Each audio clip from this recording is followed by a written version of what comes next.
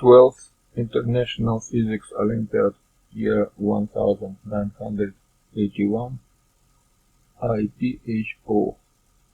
I offer private tutoring for Physics Olympiad preparation. I currently have openings.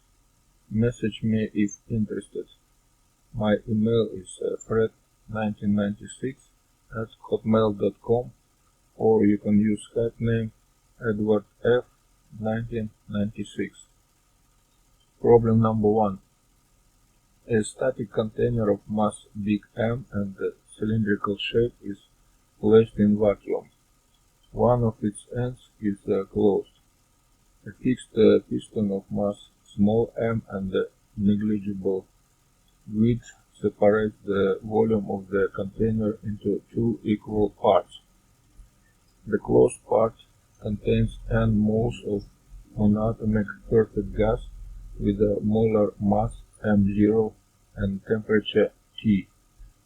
After releasing of the piston, it leaves the container without friction. After that, the gas also leaves the container.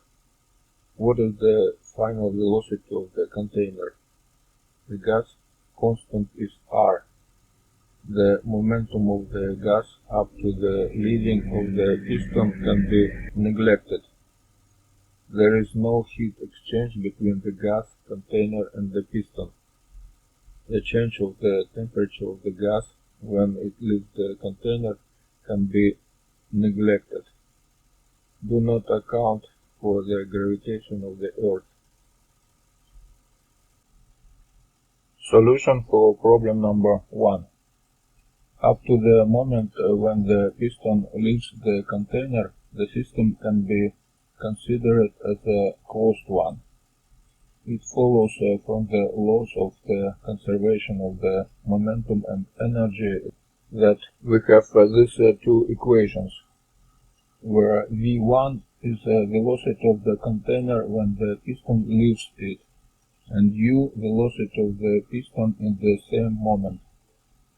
Delta U, the change of the internal energy of the gas, and the gas is perfect and monatomic, therefore we have delta U equal 3/2 nR delta T, which is 3/2 nR multiplied by T minus Tf, where Tf the temperature of the gas in the moment when the piston leaves the container.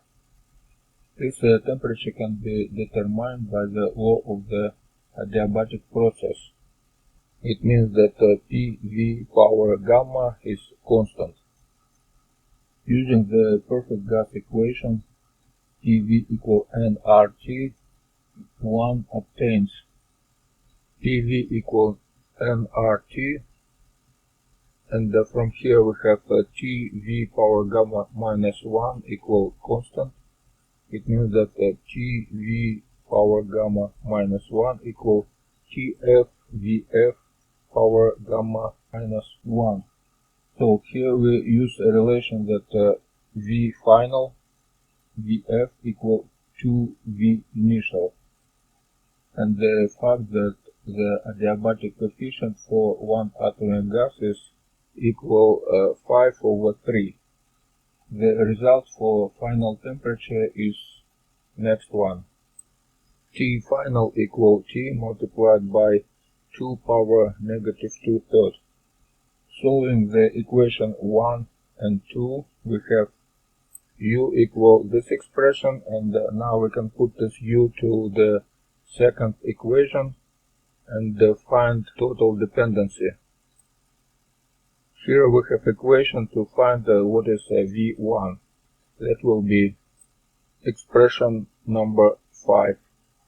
If the gas mass M0 is much smaller than the masses of the container M and the piston M small, then the equation 5 is simplified to 5 prime, which is this one.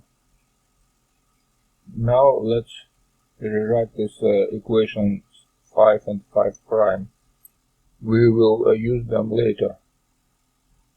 Now when the piston leaves the container, the velocity of the container additionally increases to value V2 due to the heats of the atoms in the bottom of the container.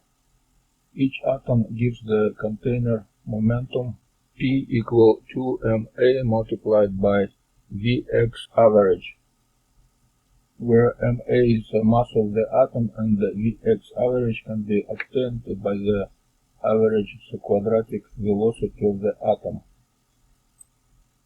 So for average quadratic square we have this expression, and because all these components are equal to each other, finally we have Vx average equal this expression, or P equal this expression. All calculations are done assuming that the thermal velocities of the atoms are much larger than the velocity of the container, and that the moment is described using system connected with the container. Have in mind that only half of the atoms hit the bottom of the container. The total momentum received by the container is Pt equal 1/2 n Avogadro multiplied by P, which is n m0 multiplied by square root from average V square over 3.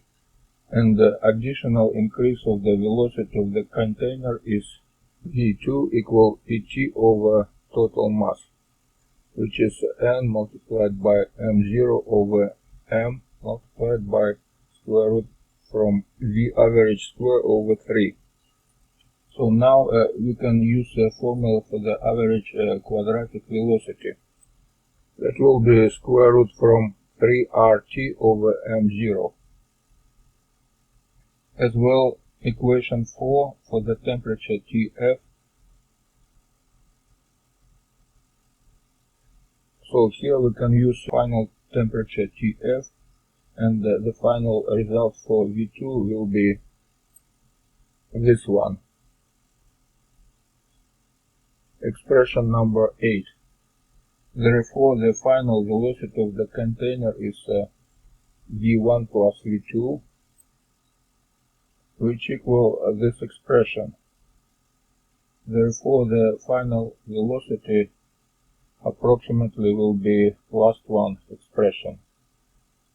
That was solution for problem number 1.